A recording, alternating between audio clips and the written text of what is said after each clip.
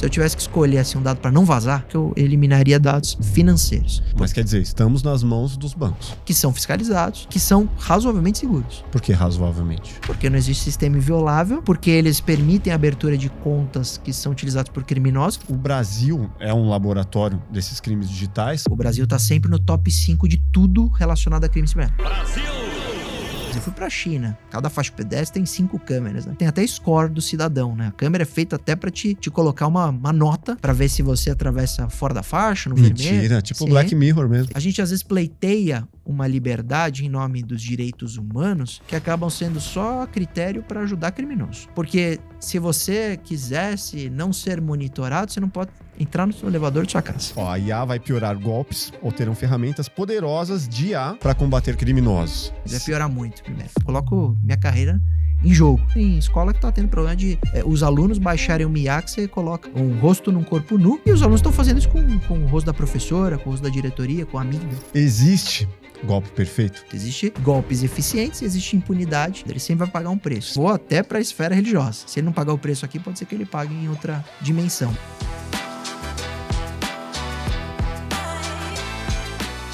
Fala galera, eu sou o Carlos Maff, estamos aqui para mais um episódio do Plugado Podcast. Hoje, um episódio especial, vamos falar sobre crimes cibernéticos, crimes digitais, como não cair no golpe. Para isso, tenho a honra de ter aqui pela segunda vez Luiz Augusto Durso. Salve, salve. Tudo bem? Olha, tô muito feliz de voltar, porque eu lembro que há quase 4 anos eu estive nesse podcast e foi uma conversa diferente.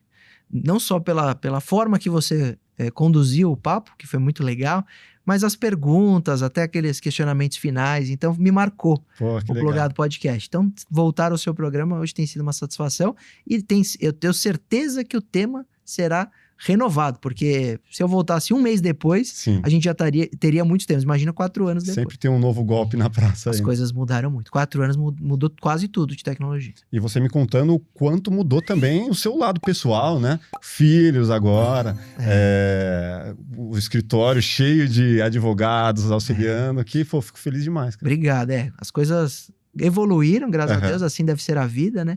Quem me viu aquela época e tá vendo hoje, a primeira coisa que tá reparando são os quilos a mais. Mas isso tem uma razão. Eu dei uma reparada, mas eu não ia falar. Sacanagem. Mas isso tem a razão também, porque minha esposa engravidou 2 vezes nesse período e eu quis acompanhá-la, né? No ganho de peso. Não, mas eu tô tentando perder peso. Esse é o resultado dos 2 filhos. Então eu tô com um casal de filhos.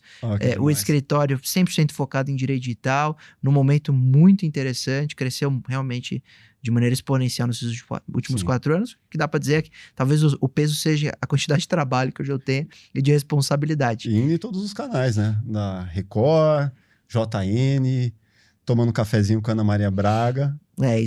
Isso, à época, eu já tinha bastante procura pela imprensa, mas acho que esses 4 anos só consolidou. Então, hoje a gente conhece as figuras ali. Então, a Ana Maria é uma querida amiga, né? Que a gente acabou se aproximando. Eu devo ter feito de lá para cá, acho que umas 15 entrevistas para o programa e 2 cafés da manhã, porque aí é muito especial, né? Porque ou você é ex-BBB, ou tem que ser muito especial para ela chamar para tomar um café lá nos estúdios. E eu acabei de tomar um segundo em dezembro do ano passado. Então, são coisas que acontecem que isso marcam, sem dúvida. Bastante. E é muito gostoso. A imprensa tá no meu coração, sem dúvida nenhuma. Ó, anotei aqui alguns dados. No Brasil, há em média de 11 tentativas de fraudes envolvendo biometria e documentos falsos por minuto. No ano passado, no Brasil, o Brasil foi o 7º maior alvo de ataques digitais e 1 a cada 3 brasileiros já sofreu golpe na internet nos últimos 12 meses. Isso é um prato cheio para você, advogado, né? Não dá para dizer que você fica feliz com isso, mas assim, é o que te traz muito trabalho. Né? O legal da minha área é que ele propicia a gente atender as vítimas. Então, hoje, eu tenho, sim, demandas de investigados, principalmente por litígio familiar.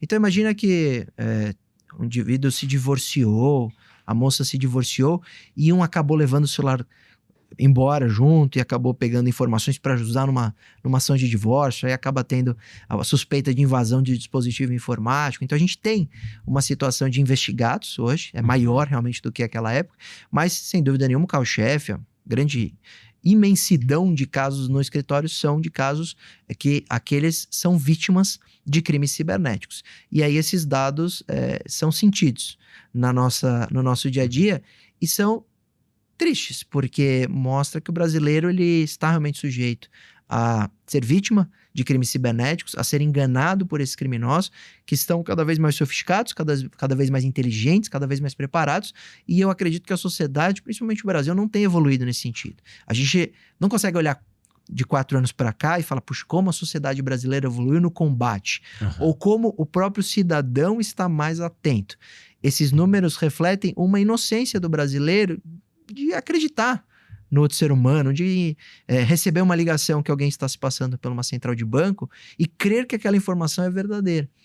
Então, isso é muito triste. O que a gente atende é uma expectativa de mover processos para, quem sabe, os bancos mudarem o comportamento e para que a polícia consiga, de fato, prender esses criminosos. Esse é o nosso trabalho. Então, ele me entristece. Eu preferia não ter muitos clientes que hoje tenho, que acabam numa reunião contando que perderam tudo. Eu atendo uma senhora que ela deve ter uns 84 anos e ela perdeu 1,5 milhão. Ela é viúva, então o marido faleceu. Ela herdou, né, esse patrimônio todo. E ela começou a fazer investimentos através de uma indicação de uma conhecida. Conversa pelo Telegram. No grupo, um monte de gente falando, poxa, eu ganhei tudo. Simulação. São usuários, atores, são usuários que servem para isso, para mostrar um ganho invisível ali, que realmente é falso. E ela foi fazendo depósitos durante 2 anos, a ponto de perder 1,5 milhão. E tendo um retorno ali, muito provavelmente, mês a mês. 10% ao mês. Aí você fala, nossa, aí você convida aí você convida... Puta, eu conheço meu sócio que caiu nisso. E ela chorou na reunião e é uma cliente que eu não gostaria de ter, porque, coitado, hoje ela não tem dinheiro para comer, pra você ter ideia.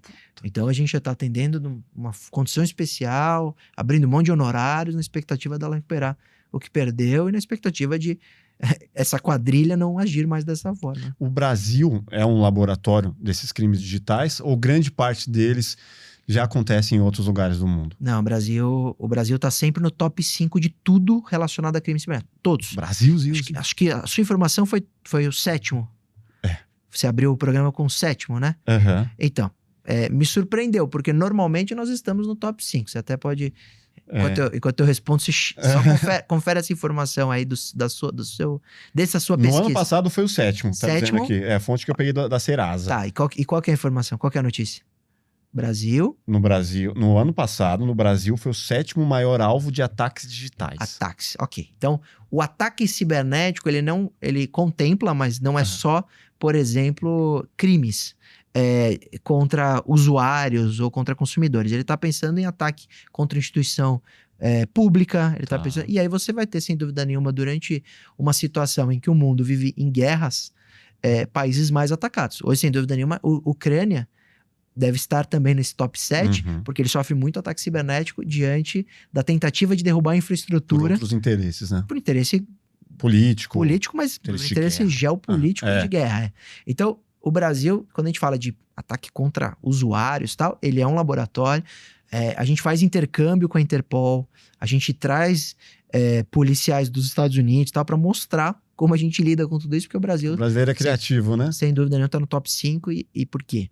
Porque a gente movimenta muito dinheiro, o país é muito conectado, mas as empresas não investem adequadamente em cibersegurança e os usuários são vulneráveis por falta de educação digital. É isso que eu ia perguntar. Se tem também o lance de uma falta de estudo, né? O problema do Brasil, né? A questão de falta de educação e tudo mais, e aí com certeza fica mais vulnerável, consequentemente cai em, tipo, me passa aí R$1.000 porque eu tô aqui com a sua filha, tipo umas bobagens assim, tipo, muito simples, né?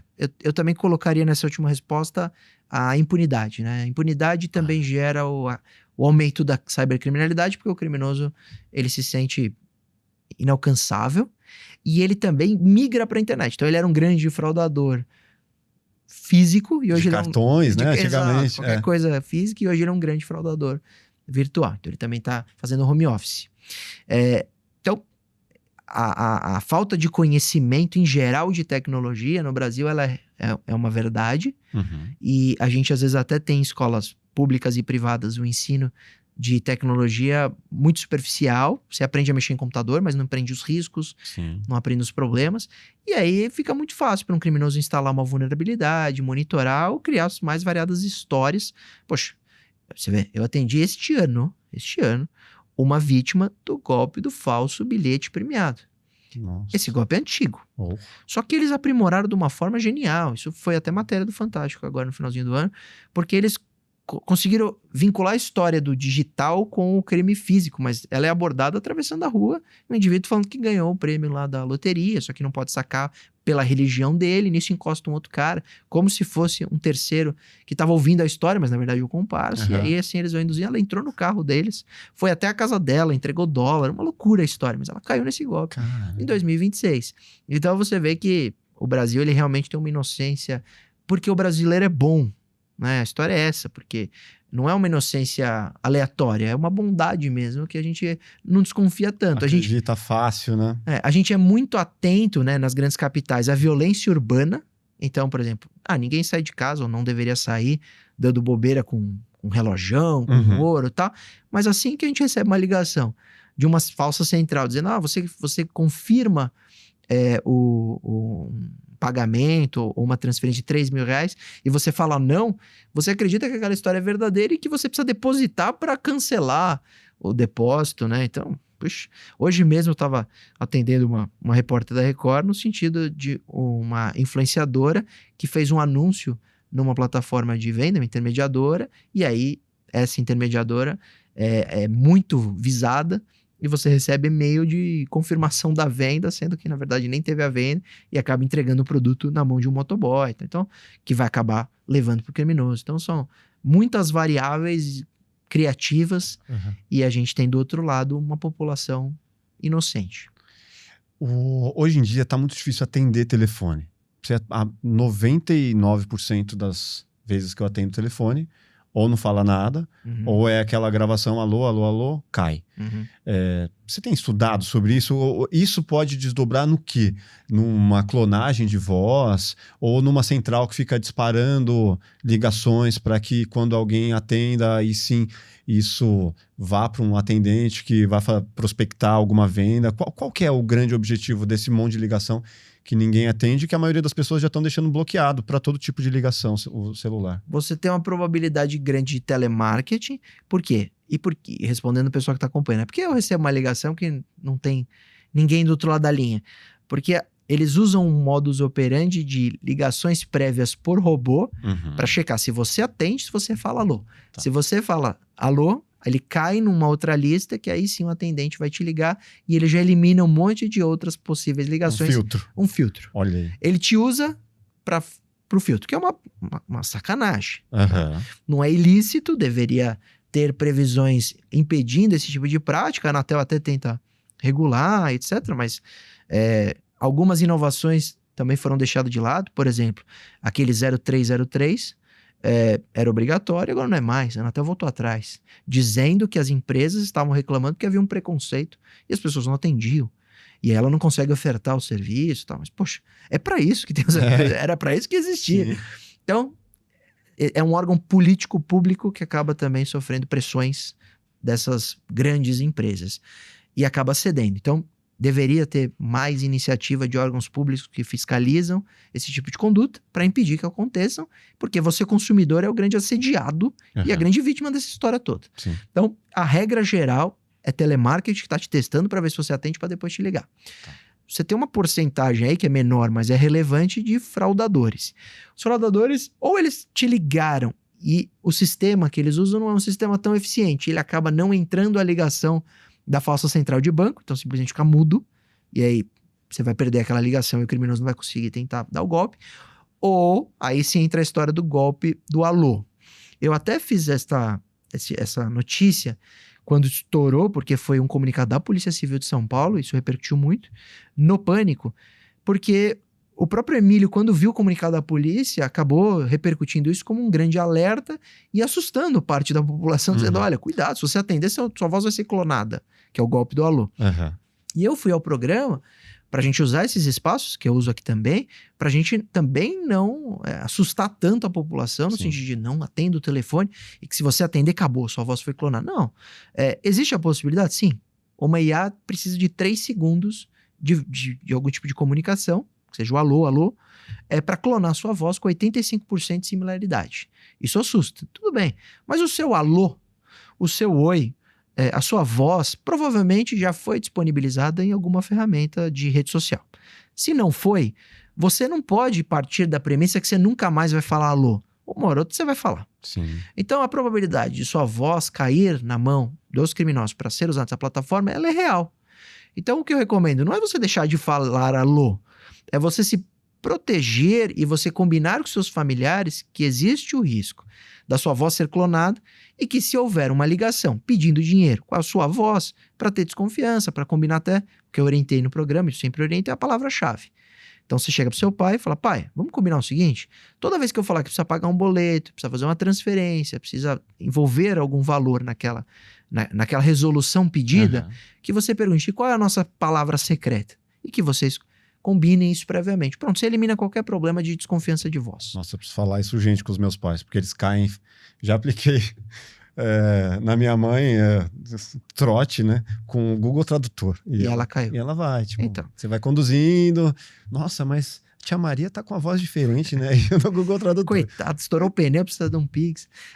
Tendo a palavra-chave, você resolve grande parte do problema, porque mesmo que a voz seja sua, ou que a imagem, né, no futuro seja sua, porque vai ter vídeo seu no futuro. Não, imagina, tenho mais de 200 episódios publicados. Minha voz tá disponível aí pra qualquer um transformar minha voz no que for. Perfeito. Aí entra em contato com a minha mãe, a minha mãe cai, tipo... 200 episódios, você vai ter já uma IA trazendo uma imagem sua perfeita. Sim. Eu tenho profissionais, amigos, que eles poderiam produzir um vídeo seu com a sua imagem, com a sua voz, que se você assistisse, você ia ter dúvida se era um vídeo que você gravou. Eu tenho feito bastante, estou estudando todas de imagem, né? De áudio não, mas muito fácil. Não, imagem com áudio, falado, né? Isso vai chegar para sua mãe. Então não adianta alertá-la sobre a voz, tem que alertar sobre qualquer comunicação que seja sua. Que seja fora do padrão. Exato. A desconfiança vai estar no contexto e não na similaridade, exatamente. Agora, sobre o crime dos advogados, também, do falso advogado. Isso é algo que eu queria saber um pouco mais. Saiu uma notícia recente, menos de um dia atrás no G1, falando dos falsos advogados. Falso advogado é coisa que a gente escuta falar há muito tempo atrás. Qual foi a evolução nesse novo... falso advogado aí? A evolução desse golpe, na verdade, o nome é impróprio. Tá? O apelido do golpe não foi o ideal. Porque ali não há um falso advogado. Há alguém se passando pelo seu advogado. Então o advogado é verdadeiro, a comunicação que é falsa. Qual que é o golpe? O golpe é bom. Por que o golpe é bom? Porque ele parte de uma premissa que, quando nós elaboramos a Constituição Federal em 1988, existia, logo depois de uma ditadura, a premissa que o judiciário tem que ser controlado e fiscalizado. Como fazer isso? Com a publicidade dos atos processuais. Então, o que está acontecendo e não tem segredo de justiça tem que ser público. É isso que diz a Constituição. A regra é ser público. Assim, de leigo, é Jus Brasil? Seria isso? Não, o Jus Brasil ele indexa decisões judiciais e processos judiciais. O Jus Brasil está indexando o que é público. Ele está indexando o resultado no Diário Oficial, está indexando o conteúdo que já está disponível em portais oficiais. Então não seria o Jus Brasil, seria o processo eletrônico, você ter acesso ao processo pelo site do tribunal, não Jus Brasil. Jus Brasil é uma ferramenta muito eficiente, que as pessoas conhecem popularmente, mas ele é um atalho para o conteúdo que está no processo. E esse processo é acessado por qualquer um com login e senha no site do tribunal, por exemplo. Então, a premissa constitucional era a publicidade dos atos processuais. O que quer dizer isso? Quer dizer que se você chegar na porta de um fórum e se estiver tendo um júri lá que não tem segredo de justiça, ninguém pode te impedir de assistir. Porque você, como cidadão, tem direito de fiscalizar e acompanhar. É isso que diz a lei. Interesse público. Interesse público, exatamente. O interesse é coletivo. O controle público coletivo. E a Constituição foi feita nesse sentido e deu muito certo essa publicidade até o processo virar digital. Por quê? Porque ninguém ia ficar indo no fórum pedindo para ver 1 milhão de processos, ficando anotando manualmente, porque Quando eu comecei a estagiar, não existia câmera para fazer cópia digital. Você tinha que fazer carga do processo, que era tirar do balcão, levar até a gráfica e ele fazia a cópia no scanner. Tá. Né? Fazia cópia primeiro no papel carbono, mas aí não é tanto da minha época, isso já é tanto do meu pai. Mas aí depois no scanner. Uhum. Isso dá um trabalho tremendo para você levar algumas informações Sim. embora. Um processo. Imagina centenas. Então, ele era efetivo pela burocracia. Sim. Tá? O que aconteceu? Os processos foram digitalizados. Hoje o processo é digital. Então, basta que você acesse o site do tribunal, faça o login lá com sua senha e você simplesmente, por uma busca pelo nome, CPF, número do processo, por alguns critérios, você encontra todos os processos daquele advogado ou daquela parte, seja o que for. O que fazem os criminosos? Eles pegam o login de algum advogado qualquer, que está ajudando na quadrilha, e colocam, por exemplo, o meu número de ordem, né? Minha OAB, Sim. meu registro na Ordem dos Advogados do Brasil. Eles conseguem pegar todos os meus processos naquele tribunal, 100%. Todos que não estão em segredo aparecem para aquele advogado. Ele clica, ele tem acesso aos autos. Ele vê o processo. O que tem no processo? Procuração, dados de qualificação, dados de comunicação, de contato. Vale dizer, isso é feito para o processo porque é previsão legal de ter essas informações na procuração. São informações valiosas, né? Só que na mão do criminoso é valioso. O que ele faz? Ele baixa o PDF do processo. Ele tem o número de telefone do seu cliente e ele sabe que você é o advogado dele por causa da procuração. Então ele simplesmente vai pegar no WhatsApp, vai colocar uma foto sua, porque ele vai achar na internet ou do escritório, e aí ele vai mandar para o seu cliente. Parabéns, você ganhou esse caso aqui. Cópia integral, 300 páginas, ninguém vê. Só que aqui é o doutor tal, seu advogado. Só que para receber esse dinheiro tem que pagar uma guia, tem que pagar uma custa, tem que fazer um adiantamento de honorários, a história vem nesse sentido. E o golpe é muito eficiente, porque é muito convincente, porque ele é baseado na cópia integral dos autos, nos dados do processo. O criminoso, ao abordar, fala, é aquele seu processo. Aquele que você estava esperando tanto. Que você moveu contra tal empresa, na data de tal. E o cara na esperança. É um cara ansioso, o cliente no número tal. Então, ele é muito bom, porque ele se aproveita dessas características do processo e faz com que essas vítimas paguem. E aí, depois, o cliente acaba te ligando, falou, doutor, e aí, deu certo? Lá que eu paguei, falei, mas eu não falei com você. Nem falei contigo. Então, a gente está trabalhando em comunicação prévia no escritório. Toda a distribuição de processo vai com alerta, dizendo, olha, toda a comunicação é por esse número, qualquer número diferente disso, desconfia, a gente não cobra taxa, tal. E a gente está cobrando do CNJ, dos órgãos do poder. Quem que pode ir atrás disso depois que acontece? O cara já pagou a guia, e aí você vai reclamar para quem, como? Receita Federal, para Polícia Federal, quem que pode ser notificado a partir de uma dessa que você caiu? A reclamação tem que ser a mesma de qualquer golpe de golpe normal de Pix ou de crime cibernético. Você tem que acionar o MED, se for Pix. MED? Mecanismo Especial de Devolução. Não conheço. Então, olha que bom. Tá vendo? Vamos dar uma sugestão para você e para os nossos telespectadores. O Pix, quando foi criado, ele começou a ter problema de ser usado para o crime. Sim. E não existia nenhuma ferramenta de reembolso, de estorno. Não existe estorno do Pix por uma simples razão. Ia ser a maior ferramenta de golpe do mundo se tivesse estorno. Porque você ia comprar uma pizza, ia pagar no Pix, ia receber a pizza, depois ia fazer o reembolso, o estorno e acabou. E aqui faziam antigamente no Mercado Livre. Isso, usaram muito em plataformas de venda. Então, ele precisa ser confiável. Para ele ser confiável, é como dinheiro na mão. Para ser devolvido, ele tem que ser burocrático. Sim. Então, assim foi feito e baseado no sistema do Pix. Só que eles perceberam que existia uma porcentagem de envios de Pix para golpistas. Aí sim, isso tem que ser devolvido. Então, nessa modalidade específica de crime, tem um sistema do Pix que é o MED. MED, Mecanismo Especial de Devolução. Ele é acionado no qualquer aplicativo bancário, se você caiu numa fraude, e ele vai na conta de destino do criminoso e bloqueia aquele dinheiro antes de devolver para verificar se é fraude. Se for fraude, ele te devolve. Então ele tem 7 dias para ser recompensado e tal. É bem interessante. Ele era pouco eficiente, inclusive a gente tem um dado de 9% só das reclamações de MED sendo devolvidas, porque ele só bloqueava na conta de destino. Então o criminoso pulverizava esse dinheiro e o MED simplesmente não achava saldo naquela conta que você enviou o Pix.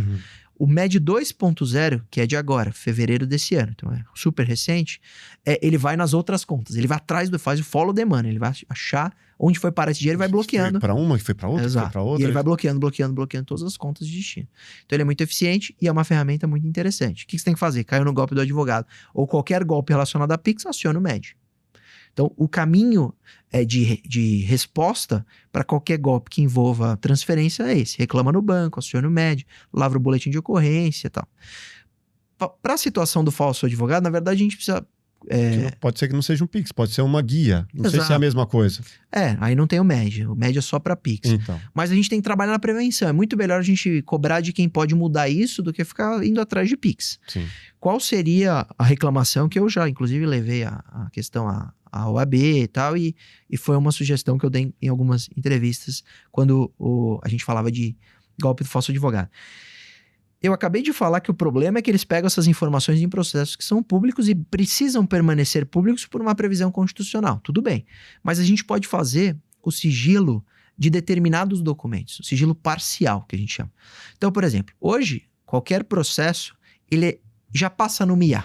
Quando você protocola, ele passa numa inteligência artificial ali para alguns detalhes de protocolo. Essa IA poderia encontrar nos autos dados pessoais, inclusive protegidos pela LGPD, e fazer ali, naquele documento, aquela página, uma restrição parcial. Então ali colocaria um sigilo, sendo que poderia ter acesso às partes, o juiz e o Ministério Público. Qualquer acesso de terceiro para um processo público, essas páginas ele não poderia ver. Um mecanismo simples, né? Relativamente simples e bastante eficaz. Sim. Não foi incorporado. A primeira medida incorporada foi colocar duplo fator de acesso para dificultar o acesso, na expectativa de impedir que o advogado empreste a senha para criminosos. É uma bobagem, porque ele vai emprestar a senha e vai emprestar o segundo fator de autenticação. Sim. Não vai resolver. Isso que eles fizeram foi uma pequena evolução, mas muito ineficaz. Agora, se a gente tivesse algumas mudanças de sigilo, isso seria bastante interessante. Então é isso que eu tô pleiteando para a gente diminuir esse problema, porque ele vai ser eterno enquanto os processos forem públicos e digitais. Mas aí eu te pergunto, qual informação hoje que realmente não é pública para quem quer procurar? Para um hacker, para um cara que tem um acesso mais profundo de buscar dados? Então, sua pergunta é interessante, porque você está partindo da premissa que os vazamentos de dados já de alguma forma... Base de dados disponíveis, aí você paga R$500 por mês, você tem acesso... a tudo. Tá. Só que o golpe do falso advogado ele é mais convincente do que simplesmente o criminoso ter os seus dados e aplicar uma engenharia social, porque ele tem a cópia do processo, ele sabe os dados do seu advogado e consegue se passar por aquele advogado. Sim. Se ele não tivesse essa informação, ele não teria no vazamento de dados. Porque o vazamento de dados normalmente se dá de formulários e dados controlados por empresas que são muito mais dados de consumo. De instituições também. Ou né? de instituições públicas. Sei lá, às vezes de cadastramento, de documentos. Sim. Mas não são... Alguns até de saúde. De saúde. Qual vacina que você tomou? Perfeito. Isso não ajuda tanto num golpe. Por exemplo, é difícil o criminoso te aplicar uma fraude que ele sabe tudo da sua vida, o que é muito mais danoso, é muito mais convincente, mas que ele sabe que você tomou uma vacina 3 anos atrás. Diferente daquele seu processo, você está esperando um resultado. Você tem que ser muito mais criativo, né? Exato, tem que ser mais convincente, persuasivo. Mas o vazamento é muito danoso. A gente também tem que combater o problema em si. Qual o problema? O problema, ele foi parcialmente enfrentado pela Lei Geral de Proteção de Dados, porque ele diz, você empresa que tiver um vazamento, você órgão público, tem que avisar, tem que notificar o titular para dizer o que vazou, para ele saber que aquelas informações estão na internet. Hoje tem uma falha, porque os dados já vazaram, a gente não tem tanta informação, mas tem que ter uma premissa de que os criminosos sabem quase tudo da sua vida e a desconfiança tem que ser plena. Isso é um fato. E a engenharia social, ela vem para criar essas histórias que são cada vez mais convincentes. Mas aí, por exemplo, vamos lá, o posto de saúde do seu bairro. Invadiram o sistema, pegaram todas as suas informações e venderam isso para hackers que adicionaram em um outro sistema que vai ser vendido para fazer consultas. Perfeito. Você vai penalizar... Quem que vai penalizar o posto de saúde por um vazamento? Sei lá, às vezes só tinha um técnico muito desleixado? Ou o governo mesmo seria penalizado nesse caso? Como que é isso? A LGPD, ela previu essa possibilidade e ela criou um órgão fiscalizador, que lá atrás era a Autoridade Nacional de Proteção de Dados e hoje é a Agência Nacional de Proteção de Dados por causa do ECA Digital. A Lei FELCA, ela incorporou outras prerrogativas e outras funções para essa autoridade que virou uma Agência Nacional de Proteção de Dados. Uhum. Então ela hoje é um grande órgão fiscalizador e ela pune. Nesse caso, a culpa pode ser do técnico de informática, seja quem for, mas a NPD, né, essa fiscalizadora, ela não está preocupada em punir criminalmente ou punir pontualmente aquele funcionário público. Ela está preocupada em punir a negligência do Estado. E aí vai pagar uma multa para essa autoridade nacional e vai ter o desgaste disso ser divulgado, que ali houve um vazamento de dados por causa de negligência do prefeito, do governador. O posto de saúde seria, a prefeitura seria notificada de alguma forma. Teria que pagar, inclusive. Teria. Sai do cofre público o pagamento para um órgão público. Teria, mas não paga normalmente. Não paga. Paga? Teria que pagar no sentido de seria multada e seria assim, usado. Isso é interessante. Usa-se dinheiro público para um outro órgão que ele é público, mas ele tem caráteres privados. Ele é uma autarquia, então ele é independente, mesmo sendo nomeado por alguns agentes públicos, mas ele tem alguma autonomia para multar o agente público, para que esse agente público pague a multa, que seja de alguma forma punido pela sociedade que viu, poxa, por causa da negligência desse prefeito, está se pagando multas para a NPD. Então mesmo sendo órgão público, tem algum tipo de sanção que vai repercutir numa censura política, numa mudança de comportamento, porque ele precisa ter, até para não ter uma improbidade administrativa, tá? Algum tipo de conduta dentro do esperado para cuidar bem daqueles dados. Não é porque é órgão público que ele está imune a fazer o que quiser ou cuidar mal dos dados. Ele que invista dinheiro público para um bom software, para cuidar bem daquela informação, porque você muitas vezes é obrigado a conceder a informação. Por exemplo, você quer fazer um passaporte, você quer ter um RG, você quer ter uma CNH, você concede essas informações que deveriam ter armazenamento seguro. O Plugado mudou, e não só de endereço. Agora, além do estúdio audiovisual, temos espaço para eventos corporativos de até 32 pessoas. Parceria com a Agence, estamos na Berrini, grande centro corporativo de São Paulo.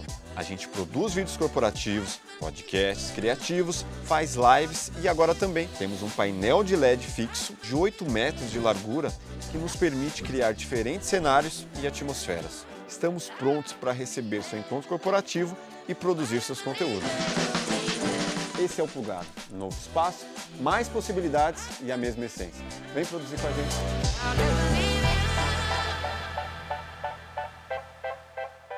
Qual que é a informação mais relevante hoje em dia que pode ter numa base de dados dessa que poderia te comprometer muito, assim? Olha, do ponto de vista financeiro para o criminoso, um dos dados que mais vale é o dado de saúde. Porque ele vende banco de dados, tá? Então, pensando em venda de banco de dados, o dado que tem bom valor, se não o maior, é informação de saúde. E aí quem teria interesse nessas informações é operadora, plano de saúde, hospital, tal, farmácia, farmacêuticas. Isso tem muito valor.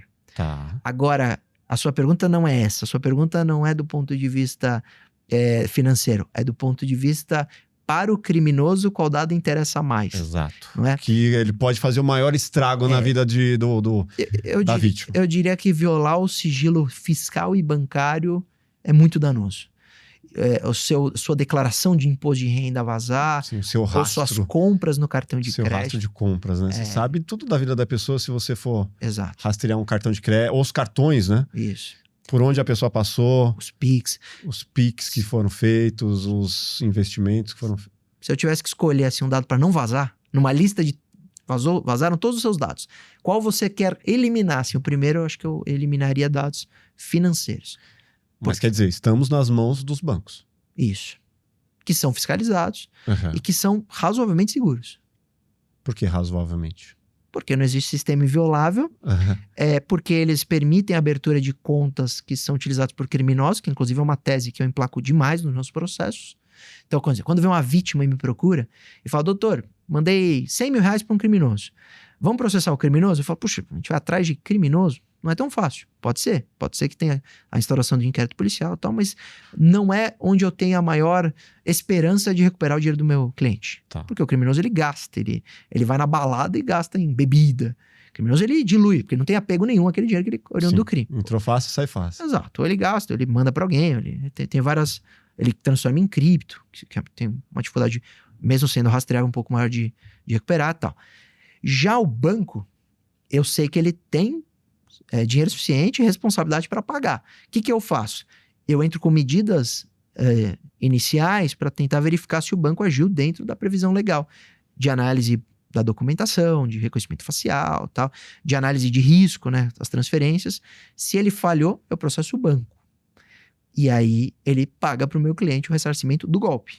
Tá. Então, por contas de destino usada por criminosos, eu tenho recuperado grande parte de dinheiro de vítimas. E na maioria das vezes é uma falha bancária por permitir Isso. a criação de uma conta Sem a devida laranja. análise de documentação ou com uma foto de IA muito grotesca para criar em nome daquela pessoa uma conta. São várias as possibilidades. Inclusive, deixo uma sugestão gigantesca, muito boa, que é ativar uma opção, e eu já volto respondendo sobre a responsabilidade do banco e segurança.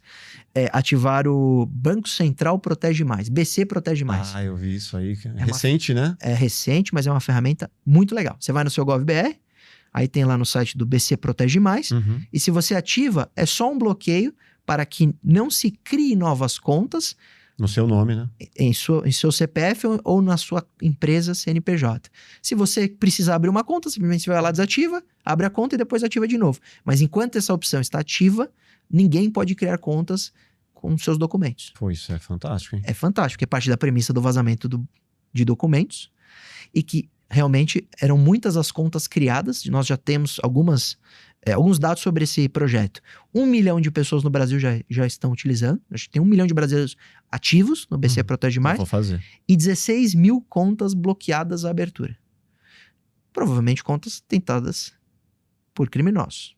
Sim. Né? Que foram- 16 mil pessoas que colocou lá própria- e depois vai... Esqueceram, não é provável, exatamente. Então é Sim. provável que seja grande parte bloqueios efetivos Uhum. de contas que seriam criadas em nome de alguém. Sim, então. Então, Sim, BC Protege Mais, né? Tinha Isso. até anotado isso aqui. É muito bom, cara. Gostei. é legal. E aí, só pra gente encerrar aquele braço. Uhum. Então, essa ferramenta é muito legal, muito eficiente, tem que ativar. E aí, isso demonstra como o banco não é, por isso que eu falei, parcialmente seguro, porque ele também precisaria de uma ferramenta do Banco Central para impedir que se abra contas em seu nome. Mas ele devia fazer isso já na análise de documentação, nunca devia aprovar. Mas tem essa falha, é assumidamente uma falha, tanto é que o banco criou uma ferramenta de segurança, Banco Central, para impedir todo esse problema. Uhum. E aí você vai ter, aí eu falei a parte negativa, a parte positiva é que realmente os bancos brasileiros são seguros. Mesmo Em os geral. menores? Esses bancos digitais agora? Que todo mundo é banco agora. Todo Fintech. mundo tá querendo ser banco, né? Não dá para dizer que mesmo os menores, mas os bancos consolidados, Sim, você pega Itaú, são Bradesco, muito seguros. Santander. o Beleza. sistema Pix é muito seguro, não teve invasão no sistema Pix. Uhum. É difícil alguém ter uma informação da sua conta se não foi uma falha do usuário. É muito difícil alguém invadir o sistema do banco. Teve a falha do Banco Central daquele golpe de 1 bi, que eles usaram uma empresa que estava prestando serviço de manutenção, mas foi a exceção da exceção. Então o sistema bancário é mundialmente conhecido como seguro. Aí algumas falhas são, como a gente citou, são problemáticas, mas o sistema como um todo é muito seguro. Fico na dúvida sobre empresas muito menores terem a possibilidade de atuar como um banco. Vão ser responsabilizados dentro do seu limite. O Nubank era pequeno também, agora já Isso. não é tão... Começou pequeno. É. E o risco é de acontecer o que aconteceu com os últimos pequenos bancos que foram liquidados pelo Banco Central. Então, risco tem. O próprio Master era um banco lastreado em documentos absolutamente fraudulentos e quase foi comprado pelo Banco de Brasília, né? Tem toda uma questão de fraude, uma questão política, uma questão de figuras muito importantes envolvidas, mas mostra uma vulnerabilidade muito grande. Uhum. Cara, você falou das palavras-chave que eu tinha anotado e me vem aqui a questão do Smart Sampa. O quanto pode ser prejudicial esse sistema que tem em São Paulo, que é da análise do seu rosto e compartilhamento de câmeras integrado nesse sistema, que vai meio para um lado Black Mirror ali, de que você está sendo visto o tempo inteiro. Tá. Eu vi alguns números absurdos, assim, de que da prefeitura, dizendo que é muito bom, de que 2.809 já foram foragidos, já foram capturados, de que 3.650 já foram presos em flagrante por conta disso, mas em contrapartida, muita gente falando, não sei se é uma disputa política, de que não mudou nada e que o Smart Sampa, na verdade, não solucionou em nada a questão de segurança em São Paulo. Tá. Qual que é a sua visão sobre isso? Se é muito mais perda de privacidade, em contrapartida, resultados pífios, assim. Olha, o elogio eu chancelo, a crítica eu acho que está equivocada. O elogio eu chancelo porque, na prática, eu defendo a plataforma. Entre não ter e ter, eu acho que é uma plataforma que São Paulo precisa.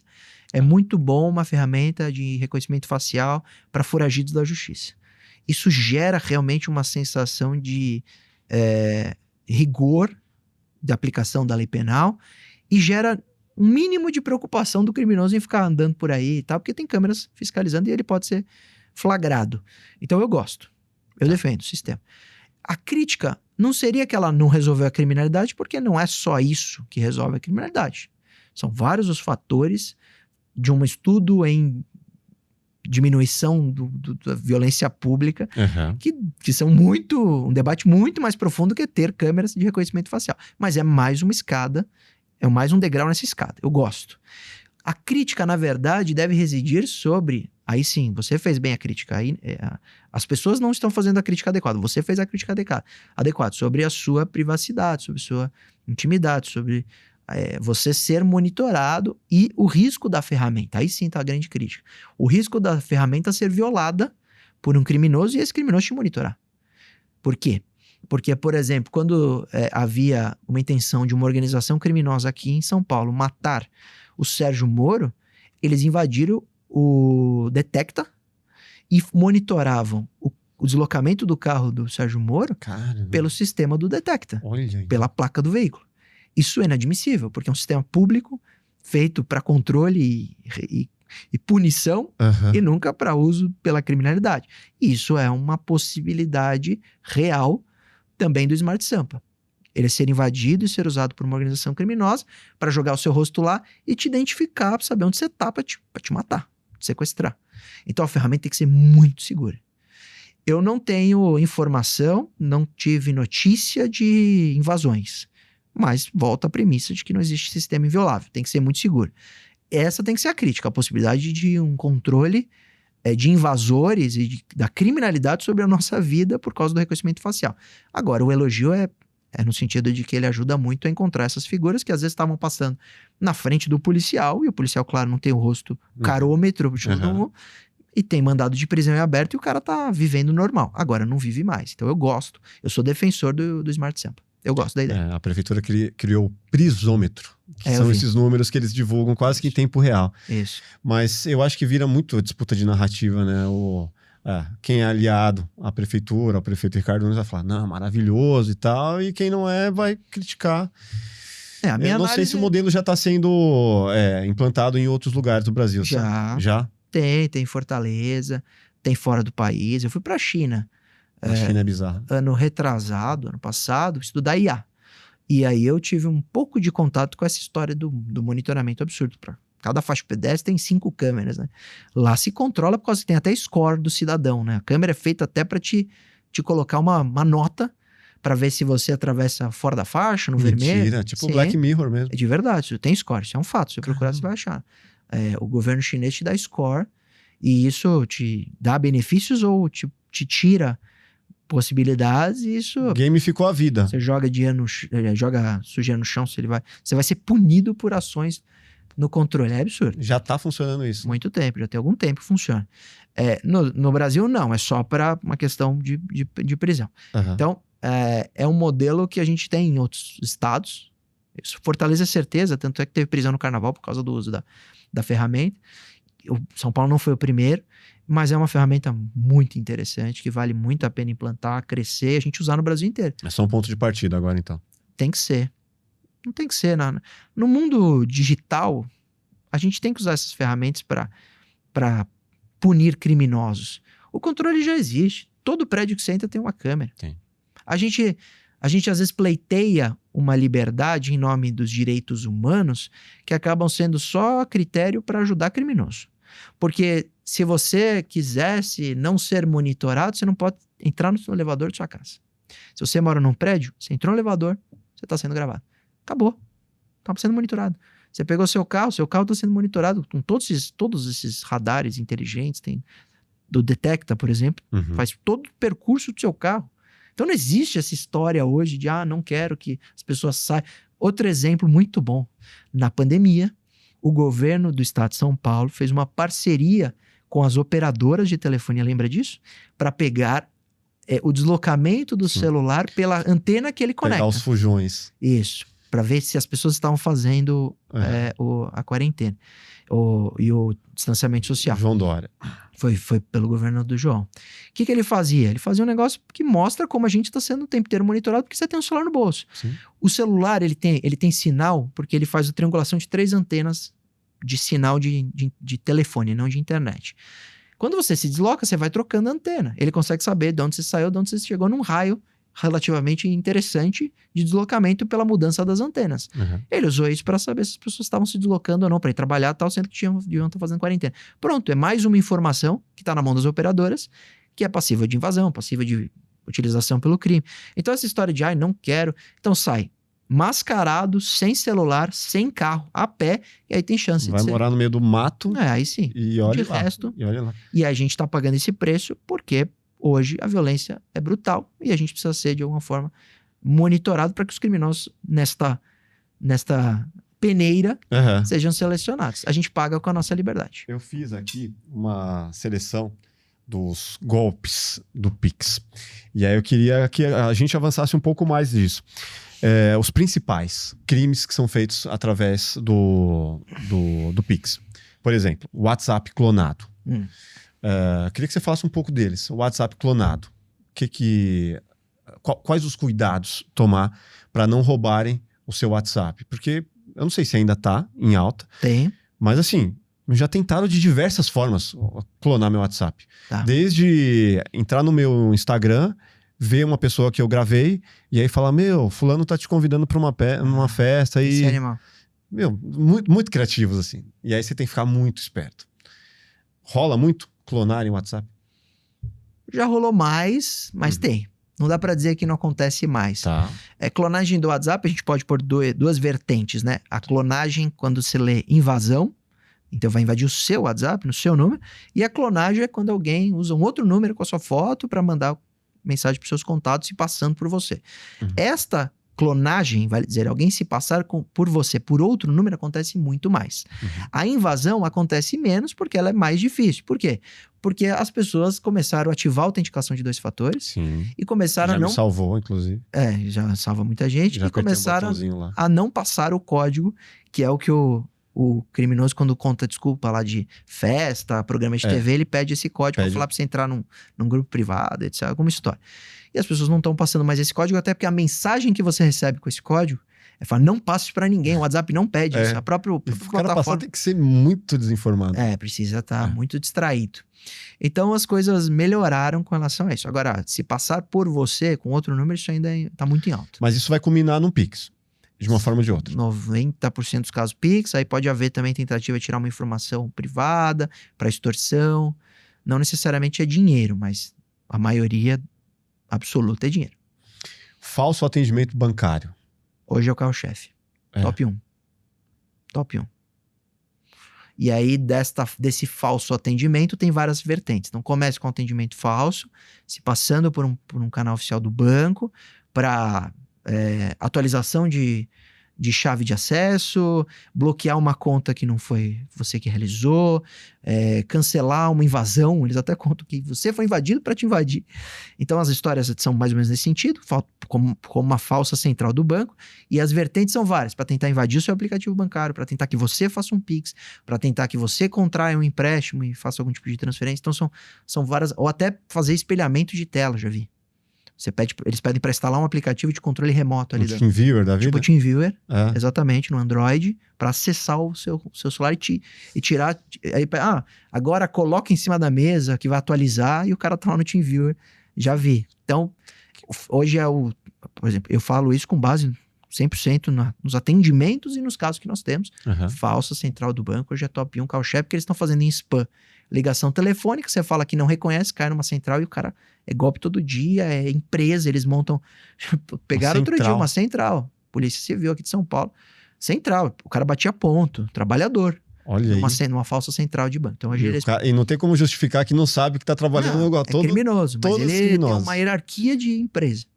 E o prédio era comercial. Os caras falavam que era um telemarketing, mas estavam elaborando a central, de falso central. Mas é uma facção? Um PCC da Tem vida? ligação, mas tem, às vezes, simplesmente um indivíduo que é criativo e é criminoso e fala, agora eu vou montar... Esse link é complexo. Porque tem os faccionados, que são os filiados, que acabam financiando. Está da cadeia mesmo, fazendo, né?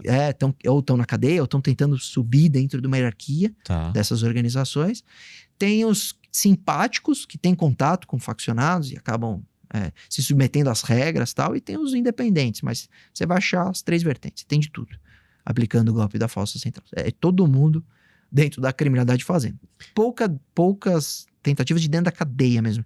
Porque eles precisam parar, enganar, às vezes ligam no dia seguinte. Então é muito mais provável... Fazer follow-up, tem todo um mecanismo ali, né? Não é? Tem uma logística, tá? Então é um indivíduo que tá mais focado nisso, tá parado para fazer isso. E às vezes na cadeia ele não tem tanto tempo, tanta disponibilidade, até a internet é ruim, então ele tá normalmente fora da cadeia. Tem um que eu anotei aqui que eu não fazia, é o Pix multiplicador, ou bug do Pix. Esse é o padrãozão do dinheiro fácil na internet, que isso mostra a inocência que a gente falava do início do papo do brasileiro. Por quê? O que é o bug do Pix, ou multiplicador, ou o sorteio do Pix, ou o investimento Pix? Eles fazem alguns stories que até fazem impulsionamento nas redes sociais, dizendo, se você deposita 10, ganha 20, é imediato, tal. Ou até plataformas de resultado binário.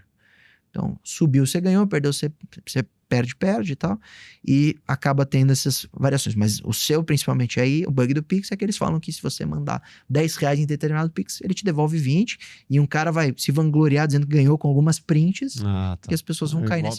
Tipo uma pirâmide, muito, né? Que você vai... Não, isso na verdade é um folder falso, muito básico, mas que tem gente que perde dinheiro. Mas aí perde 50, é o golpe com um valor bem baixo, mas... Vai pegar na volume. quantidade. Exatamente. Aí o QR Code falso. QR Code falso, putz, essa é demais. Cara, tem muitas variáveis. Eu já vi até uma quadrilha que ia nessas bikes de aluguel e colocava um QR Code falso em cima do QR Code verdadeiro nas bikes, para quando você fosse alugar e pagar por um número de cartão de crédito, você estava pondo no site do criminoso. Então tem disso. Na pandemia, movimentou-se muito dinheiro QR Code falso, porque o criminoso pegava uma live do sertanejo que estava fazendo o QR Code para doação, para combater o Covid. Ele pegava essa transmissão, retransmitia num canal paralelo dentro do YouTube, que às vezes estava com mais... Eu até fiz uma matéria na época para Globo, que uma live aleatória do Gustavo Lima tava com mais visualização do que a oficial. No momento lá que ele não tava cantando. Então, tipo, na dele tinha 100 mil, na foto tinha 200 mil. E aí, quando o Gustavo Lima fala, doa aqui no QR Code pra ajudar, eles só, na imagem que eles reproduziam, eles só colocavam... Só aplicou uma outra arte ali. Isso, uma arte por cima com o QR Code falso. Então, QR Code falso tem desde mesa de restaurante, até bicicleta de aluguel, até em live de sertanejo. É todo tipo de possibilidade. É relativamente simples, né? Mas é genial. Não é? Essa da pandemia... E aí você pode até fazer uma conta com nome muito parecido. Isso. Você dá live lá. Isso. Aí você escreve live errado. Doação, live, exatamente. X. Isso tirou o dinheiro de muita gente, porque as pessoas acharam que estavam doando e estavam mandando para um criminoso. E o golpe da novinha? Esse é problemático também. Puta. Esse é muito problemático porque ele normalmente, o criminoso foca em homens casados, com família. Por quê? Porque o cara não reclama, não faz BO e paga a extorsão. Então o golpe da novinha, tem vários golpes da novinha, são várias variáveis também, mas o principal, que tira mais dinheiro, o criminoso ele se cadastra em aplicativos de paquera e também nas redes sociais normal, no Instagram da vida, e acha uns caras que são casados e tal, e começa a mandar mensagem, assediá-los. Mandar nude. Calma, assediar primeiro. Aí quando o cara cai no papo, vem nude.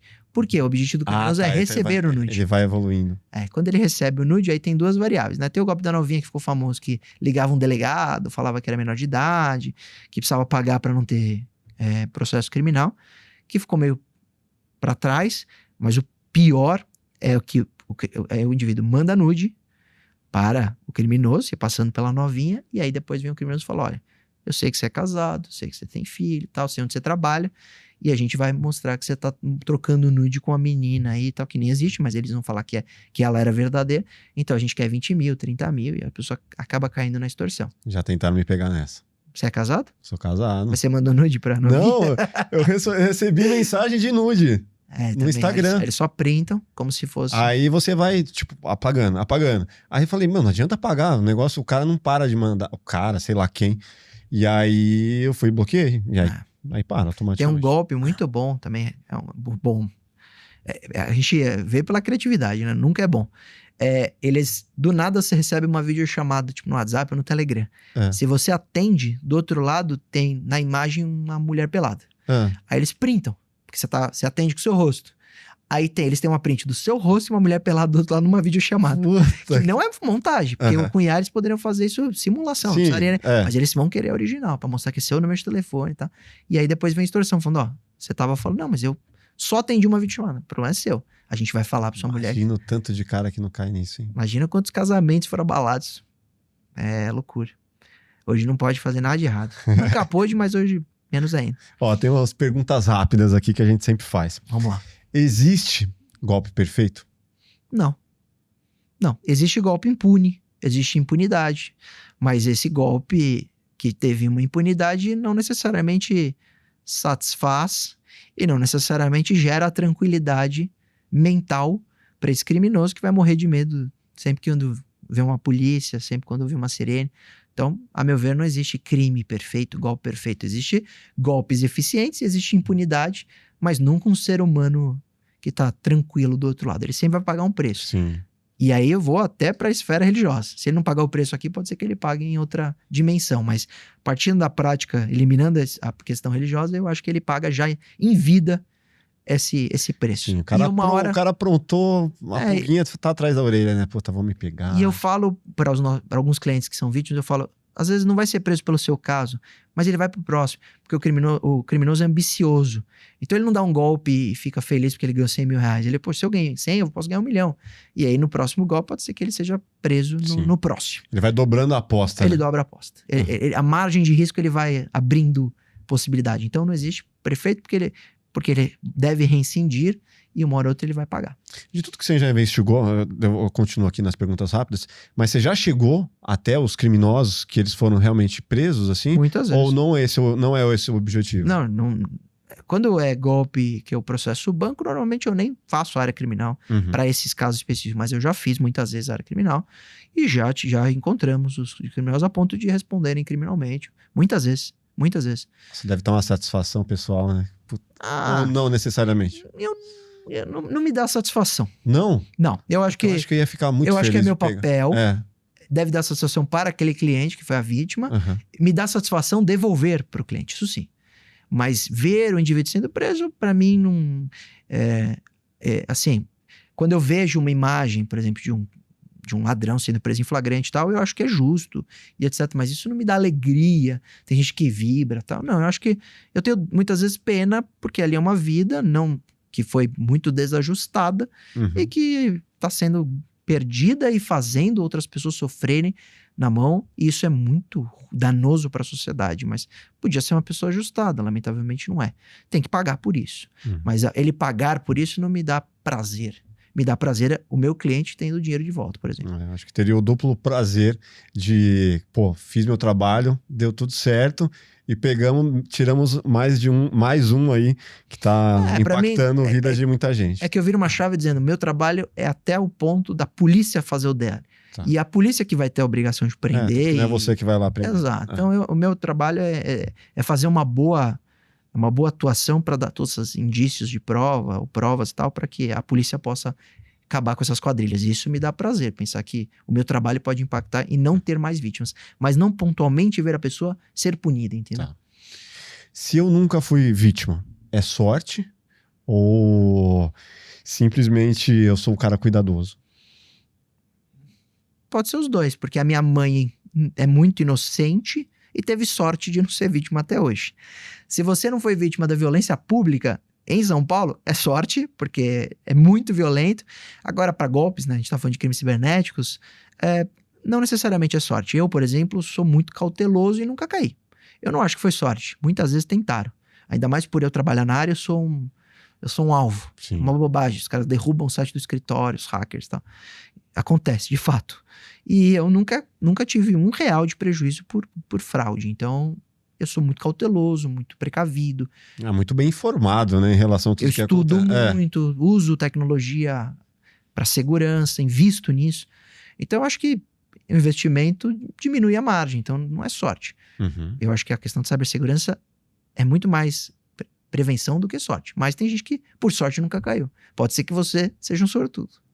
Ou um precavido. Eu não sou tão precavido, não. Mas assim, eu tento ficar por dentro também e sempre desconfiar. Eu tô sempre desconfiado. Eu acho de não ser assaltado em São Paulo, eu sou um sortudo.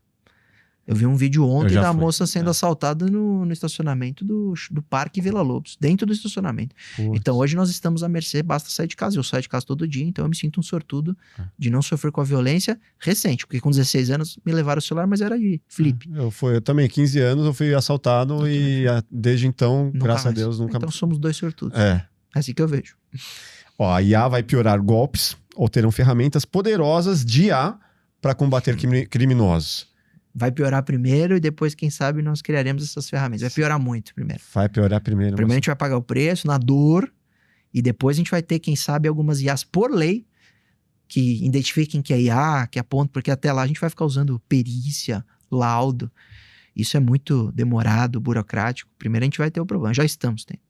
Primeiro vai ter o problema. Isso eu tenho certeza, coloco minha carreira em jogo.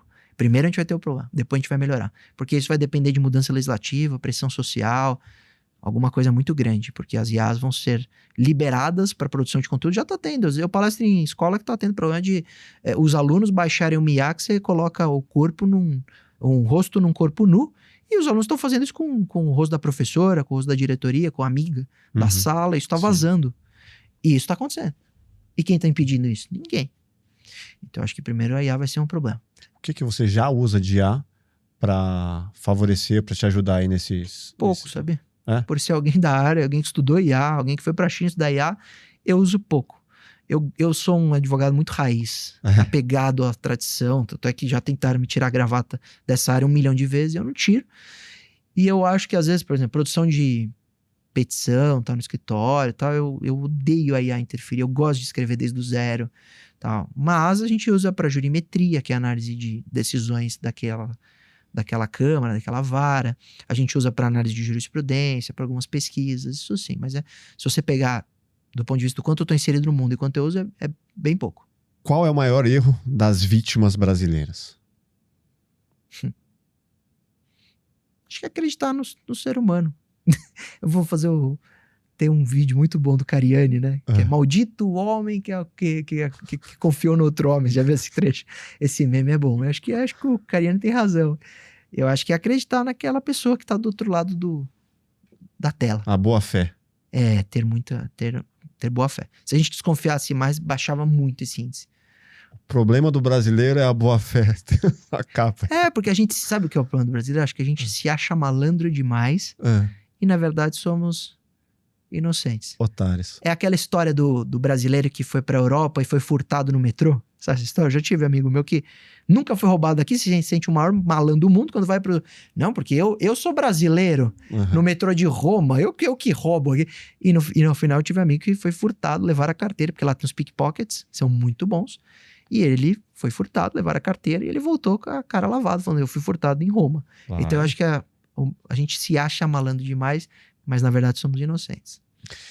Um perfil específico do golpista. Qual a característica? É um cara que... Você falou assim, o cara que sofreu na vida e tal, que tá todo fudido. Mas depende, né? É. Se for o golpe do amor, o estelionato sentimental, vem essas histórias. Mas o golpe em geral, pegando todos os golpes, ele é imediatista. Acho que essa é a grande característica. Se você perceber, o imediatismo você elimina 90% dos problemas. Porque o criminoso, quando se passa por você, não, porque precisa pagar, porque é hospital, porque estourou o pneu, porque alguém tá me ameaçando, tá? É pra ontem aquele depósito. Tá. Se é pra pagar uma conta, mesma coisa. Se é pra fazer um Pix, mesma coisa. Se é tudo sempre pra ontem, porque se ele te dá tempo, você pode desconfiar, você pode ouvir alguém, você pode achar notícia. Então, eu acho que a principal característica do golpista é o imediatismo, a persuasão, mas o imediatismo. Sempre o problema é pra agora. Se você parar um dia para resolver aquele problema, você já elimina grande parte dos crimes cibernéticos também.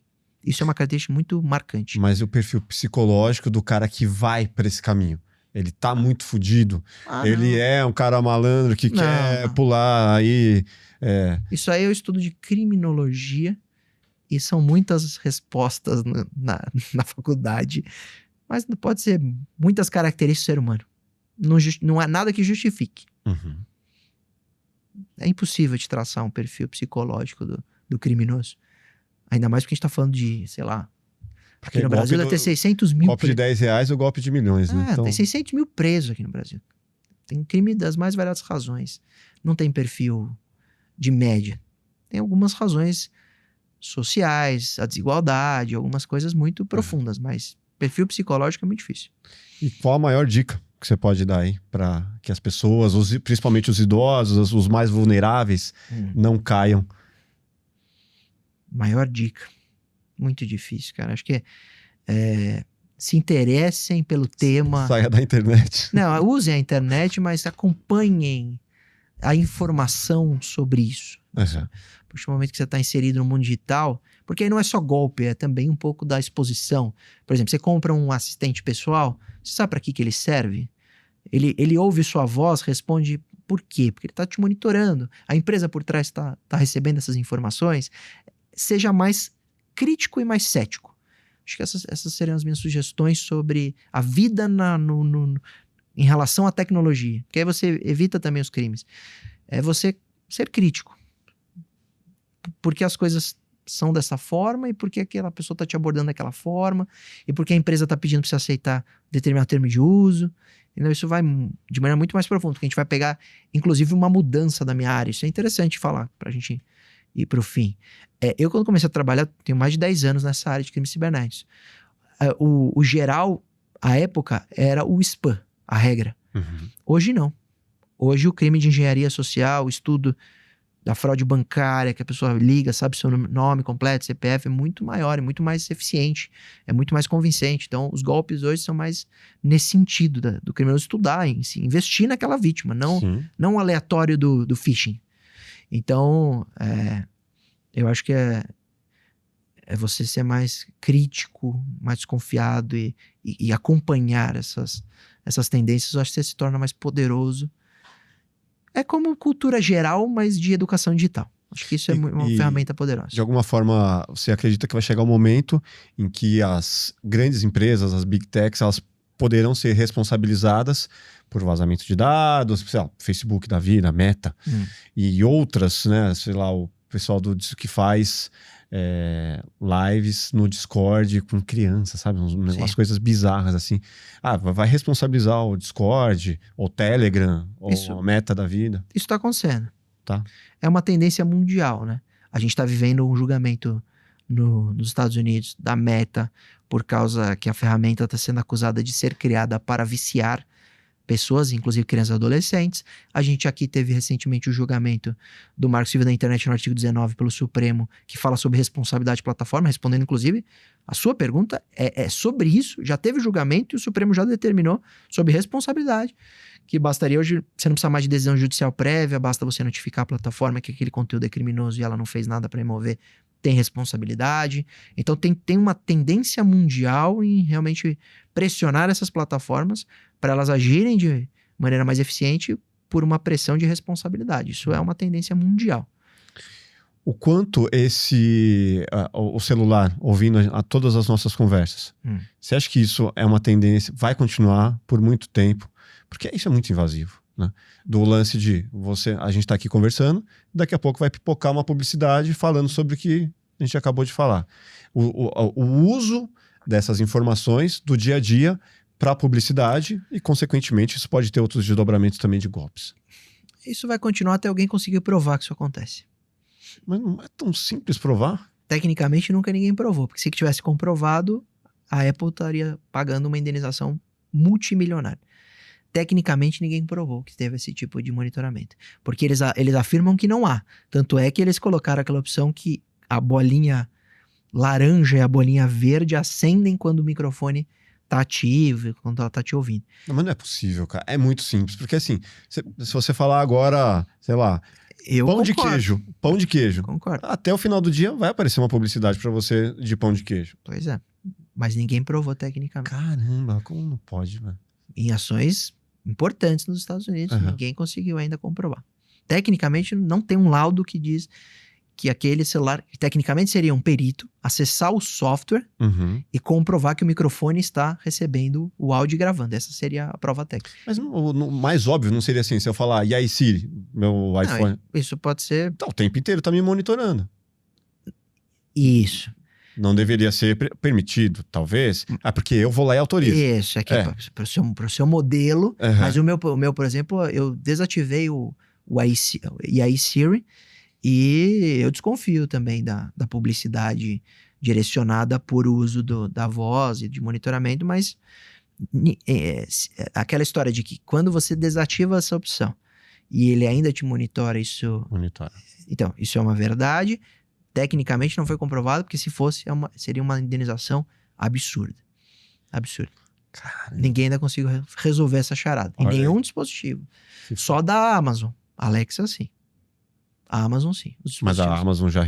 Pagou, teve crise, pagou multas milionárias, tiveram que alterar os termos de uso, tiveram que alterar o monitoramento. Hoje é possível você ouvir o que a Alexa te ouviu. Você vai lá nas configurações, você dá play, você se ouve. Tem um registro. Tem que ter registro, publicidade e transparência absoluta, porque houve uma grande crise por causa desse tipo de monitoramento. Isso com a Apple ou com alguns tipos de desenvolvedores Android, nunca aconteceu. Que foda. Cara, obrigado. Papo aqui muito bom. É muito construtivo, muito instrutivo pra galera. Deixe suas redes pra quem não te segue ainda. Pô, foi um prazer. Obrigado a todo mundo que nos acompanhou. Acho que por isso que eu voltei com prazer, porque eu lembrava, e você tá de parabéns, porque eu já fui em muitos podcasts. Muitos, mas a forma... que você entrevista realmente é diferente. Isso é um registro real, sincero e não é puxação de saco. Por isso que a gente acompanha e gosta tanto do seu programa e é sempre muito gostoso estar aqui. Eu tô principalmente no meu Instagram, Luiz Augusto Durso, Luiz com Z, Durso tudo junto. E lá eu coloco tudo que eu tenho sobre a minha vida de direito digital e um pouquinho da família, porque agora com 2 filhos não tem como não postar, porque é muito gostoso viver esse momento, né? Meu filho tá com 2 e 4, a menina tá com 4 meses. Ei, fase boa. Então ainda tô na fase de não dormir muito, mas é gostoso demais e a gente usa também essas redes pra mostrar que a gente tem o lado humano, né? Que a gente não é só trabalho. Eu tô trabalhando muito. Mas tô por lá, quem tiver qualquer dúvida, quiser mandar mensagem, pode me procurar. E te contratar também, né? Quem sofreu, qualquer... Seu escritório ou fala direto com você, como que é? Não, pra qualquer dúvida pode mandar mensagem no Instagram ou mandar um e-mail. Eu tô sempre à disposição. Maravilha. Obrigado. Obrigado, foi um prazer. E obrigado a você que tá aqui até agora. Se inscreva no nosso canal, deixe seus comentários, deixe aí qual golpe que você já sofreu e até o próximo Plugado Podcast. Grande abraço. Valeu.